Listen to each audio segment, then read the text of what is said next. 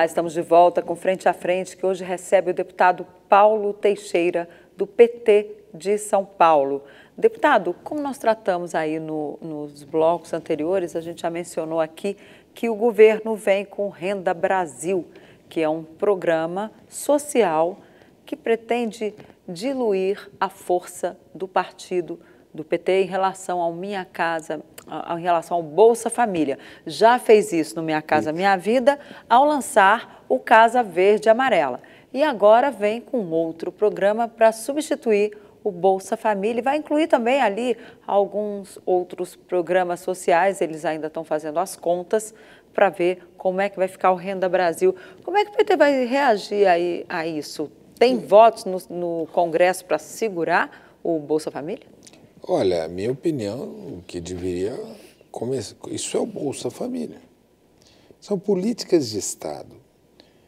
Você, na educação, tem um Fundeb. Agora nós vamos renovar o Fundeb. Melhoramos o Fundeb. Mas como é que ele chama? Fundeb. Bolsa Família. Eles querem aumentar o valor, eu vou votar favorável a aumentar o valor. Se quiser aumentar o número de famílias, eu vou votar favorável para botar o número de famílias. Mas o que chama isso? Bolsa Família, é uma política de Estado. Querer mudar o nome de um programa só porque não é seu, não é? Se ele criasse um programa novo, ele deveria dar o nome que ele quisesse ao seu programa novo. Ele distribui armas, então podia ser Minha Arma, Minha Vida, que o Bolsonaro faz, tá certo? Mas o que ele deveria manter? O Bolsa Família. O Bolsa Família é um dos melhores programas de distribuição de renda do mundo. Mas já mudou o Minha Casa Minha Vida para o Casa Verde e Amarela. Como é que vai ficar? Aí eles querem mudar agora o nome. Quando chegar no Congresso o Casa Verde e Amarela, ainda dá para mudar? Tentar voltar ao nome antigo? Eu acho vai ser isso que vai ser feito? Eu acho que são programas de Estado. No Brasil, os governos têm mania de alterar as coisas para tentar dar a sua marca própria. Eu acho que esse problema do Minha Casa Verde e Amarela, ninguém devia se preocupar, porque eu não acho que esse governo vai construir uma casa. Por quê? Porque nós já estamos indo para o 3º ano do governo. Demora a construção de casa, porque você tem que ter terreno, tem que ter projeto, tem que ter licitação, tem que ter construção. Então, eles não vão inaugurar essas casas. Tanto faz mudar o nome. O povão vai chamar do jeito que sabe chamar. Teve 4 milhões de casas pelo Minha Casa Minha Vida. Esse programa já chegou no povo. Bolsa Família tem 14 milhões de pessoas. Eu quero dizer o seguinte, se puser 28 milhões de pessoas dentro desse programa, eu voto favorável. Se puser um piso, se aumentar o valor para as famílias, eu voto favorável. Porque nós somos um país que é uma vergonha do ponto de vista da distribuição de renda. E tudo que chegar para o povo, eu vou votar favorável. Em relação ao auxílio emergencial, que vem agora de R$300, eu acho, Denise, como é que vai ser essa discussão no Congresso? Está errado. Não acabou a pandemia. Você pode dizer para as pessoas, voltem a trabalhar normalmente? As pessoas vão continuar trabalhando, recebendo? Não. Então, agora tem que continuar até dezembro R$600. R$600.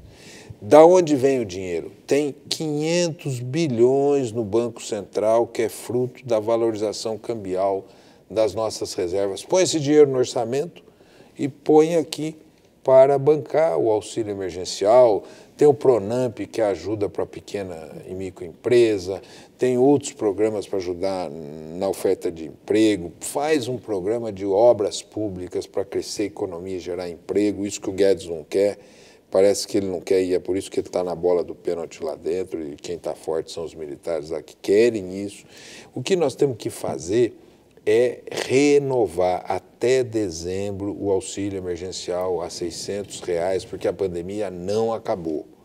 Se ele disser que é R$300, ele está dizendo, em outras palavras, as pessoas podem voltar para a rua, a pandemia já resolveu. Não, ontem morreram 1.200 pessoas no Brasil. Mais de 126, né? Já está com 1.126? 128 mil pessoas. 128 mil pessoas. 128 mil pessoas. O deputado, voltando aqui ao Renda Brasil, O Bolsa Família é um programa que se demonstrou muito interessante, muito bom, acabou com aquela história de distribuir cesta básica, né, que era a política anterior, e distribuir dinheiro. Mas o salário emergencial revolucionou a economia. Foi muito Talvez importante. tenha salvado, e teve uma participação importantíssima do Congresso Nacional, como o senhor disse, talvez tenha salvado a economia. Não fosse esse salário emergencial, os municípios do interior estariam fechados, né? Todo, mas o interior, a repercussão seria mais forte. E ali houve revelações interessantes, dados do Ministério da Cidadania. 140 milhões de brasileiros pediram acesso ao programa, quer dizer, mais de metade da população brasileira, que é de 212 milhões. 46 milhões foram beneficiados. 65 milhões. Do total do total, 65 milhões. Somando esse total aqui, levando em consideração que cada salário desse beneficia 3 pessoas, né? Quer dizer, são 150 milhões de pessoas beneficiadas. E descobriu-se que 26 milhões de brasileiros não tinham conta em banco, alguns não tinham CPF e tal.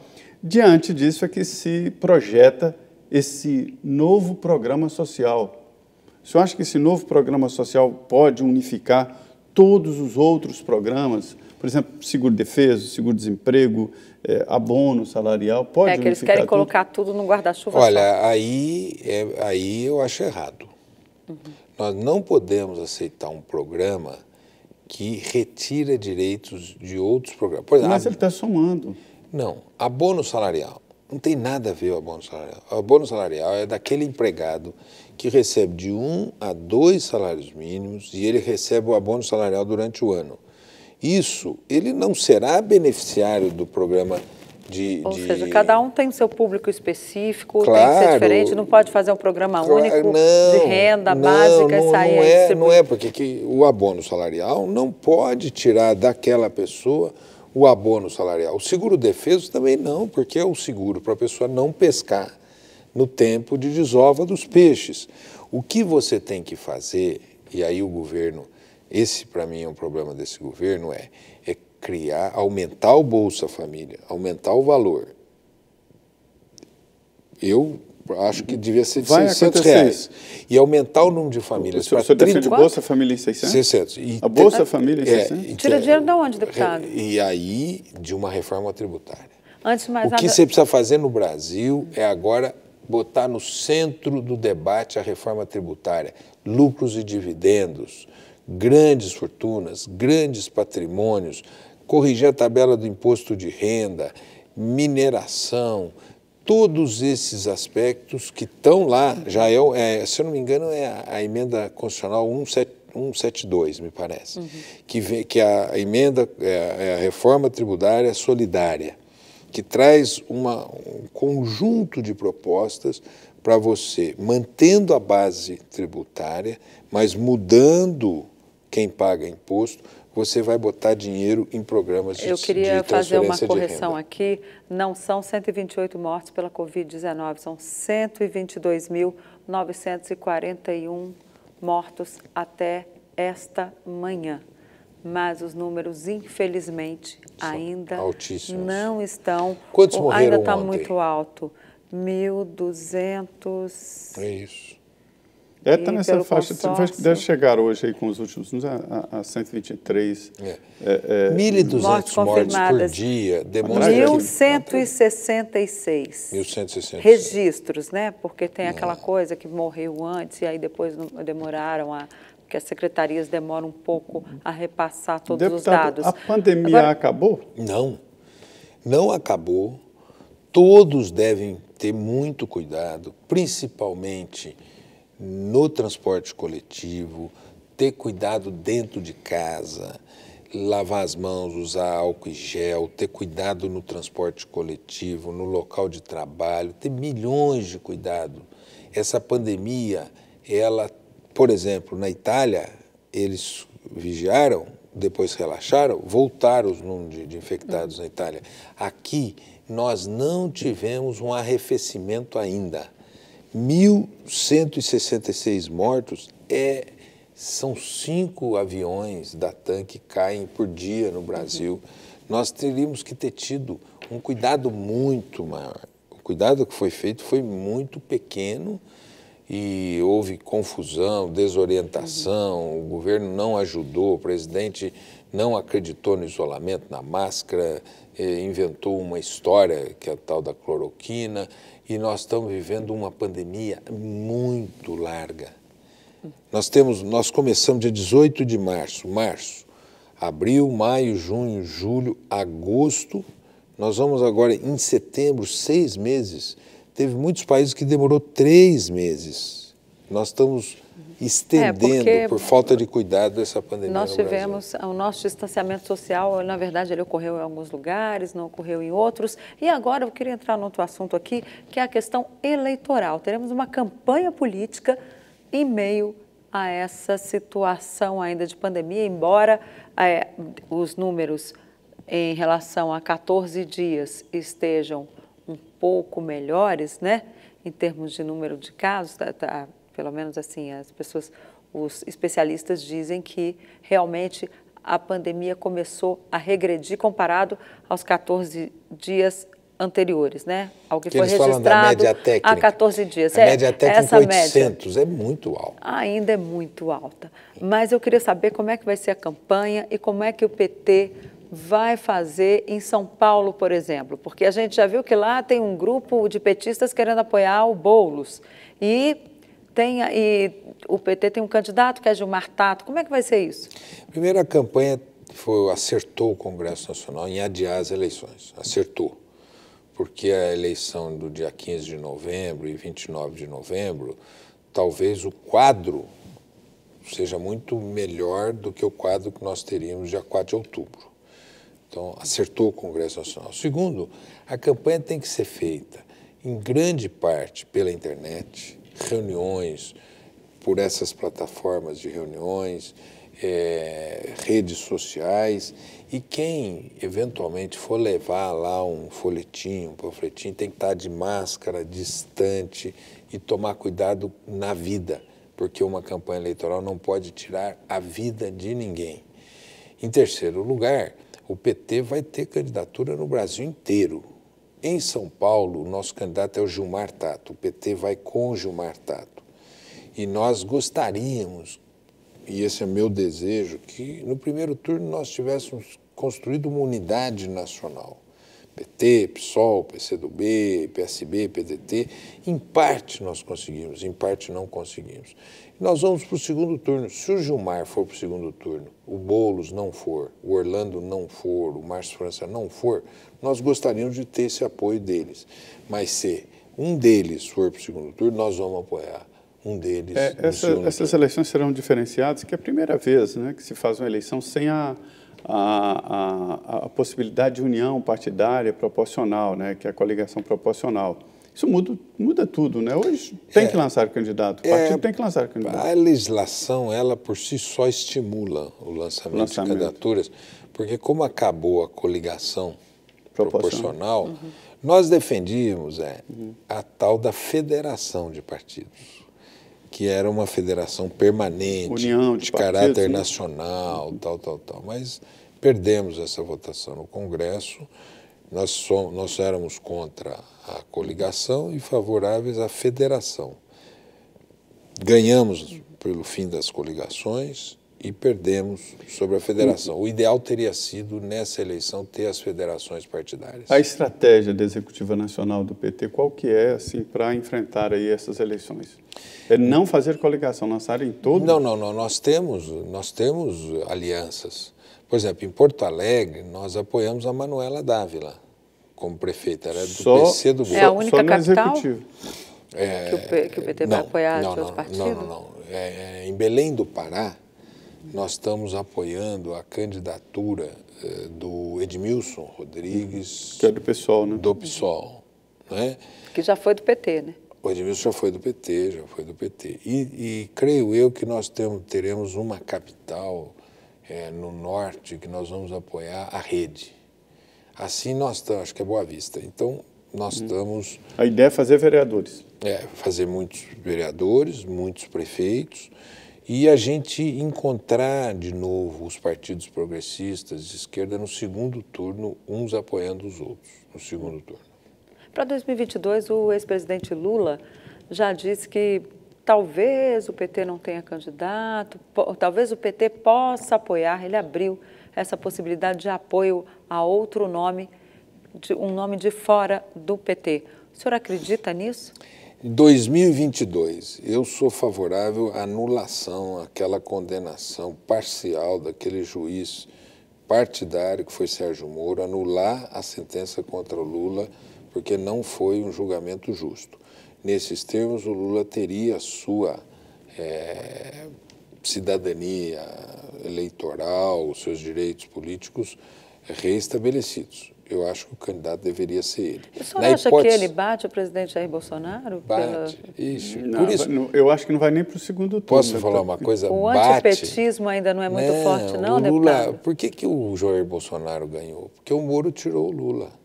Depois foi ser ministro. Será, mas o Lula deputado? teria dado um banho. A gente nunca vai saber, né? Posso Isso aí falar uma agora coisa? É muito difícil saber. É que nem você tirar o Pelé de um jogo na Copa de 70. Ao mesmo tempo, era como o 7-1, Neymar não estava no 7-1, foi retirado do jogo. Então, tirou o craque do jogo para ganhar o adversário. Foi esse o jogo que o Moro fez e foi ser ministro. Então, nosso candidato chama-se Lula em 2022. Mas se o Lula, eventualmente, não puder, nós temos um outro craque, chamado Fernando Haddad. Foi o ministro da Educação, do ProUni, das cotas, que levou 4 milhões de jovens para o ensino superior. A minha chapa para 2022 é Fernando Haddad e Dino. Flávio Dino, que é governador do Maranhão. Do Maranhão. Caso o Lula não possa. Caso o Lula possa, ele é o meu candidato a presidente. E ele é imbatível em 2022. Imbatível. Agora, deputado, o Ciro Gomes. Fica muito difícil de acreditar nisso, porque o ex-presidente Lula foi preso lá por mais de 500 dias, condenado em 2 condenações. Mesmo assim, o senhor acha que ele... Eu acho que tem que anular essa sentença, porque o Moro... O que o Moro fez? Agora mesmo mostraram que o Moro vazou na véspera da eleição. Só concluir isso. Só concluindo isso. Agora mesmo mostrou que o Moro vazou na véspera da eleição uma delação mentirosa. Quem disse isso foi a Polícia Federal. Ele não podia ser o juiz para julgar o Lula, porque não tinha nada a ver com a Petrobras.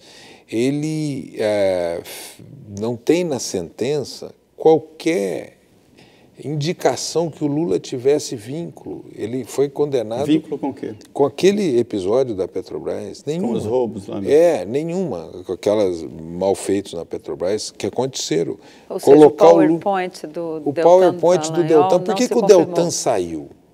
O Deltan saiu porque chegaram para ele e disseram assim: Deltan, vamos fazer um negócio. Eu não te puno e você sai. E ele inventou uma história e saiu.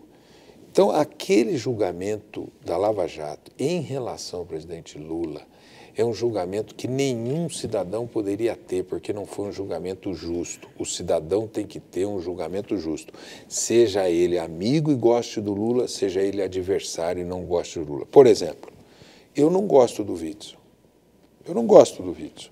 Mas eu não acho correto um juiz tirar um governador. Numa canetada, decisão monocrática, tirar. Isso está sendo discutido juridicamente. Agora, o senhor acha que, então, Bolsonaro e Lula vão se unir em 2022 contra Sérgio Moro? Não se unir. É isso? Mas eu estou falando, eu digo em termos de discurso, não que haja uma união deles, obviamente. Deixa eu te falar uma coisa, se deixar o Lula em 22, o Bolsonaro vai para o bolso. Se tiver Moro e Bolsonaro num segundo turno, o PT faz o quê? Moro e Bolsonaro é o pior dos mundos para o Brasil, mas no segundo turno vai ter alguém do PT, seja ele o Lula ou seja a chapa dos meus sonhos, Haddad e Dino. Pois é, enquanto isso... O Lula é a chapa dos meus sonhos, mas se não puder, a outra chapa dos meus sonhos, que é Haddad e Dino. Pois é, o candidato certo até agora é o Jair Bolsonaro, desde o início já é candidato à reeleição e surpreendeu a oposição que ainda não tem candidato. Deputado Paulo Teixeira, eu queria agradecer muito a sua participação, vindo aqui aos estúdios da Rede Vida, em Brasília. Nós estamos aqui sem máscara porque é um local muito amplo, aberto, né? E uma distância aqui regulamentar. Eu queria agradecer muito, obrigado, muito boa noite. Muito obrigado, Zé Maria, muito obrigado, Denise, e muito obrigado aos telespectadores da Rede Vida. É isso, e nessa mesa redonda aqui, nessa conversa boa, a minha parceira de sempre, Denise. Muito boa noite, Denise. Boa noite, Zé Maria. Boa noite, deputado. Obrigada por ter aceito o nosso convite e boa noite para você que nos assistiu. Pois é, apesar desse distanciamento aqui dos deputados e senadores, as instituições estão funcionando normalmente, projetos, agora chegou o orçamento da União e o debate continua, a vida continua.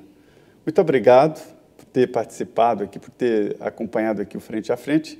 Queria dizer que você pode continuar aqui na Rede Vida, que começa agora o Jornal da Vida, com as notícias nacionais e internacionais, inclusive nossos comentários sobre o dia a dia da política aqui em Brasília. Muito obrigado, boa noite, até a próxima.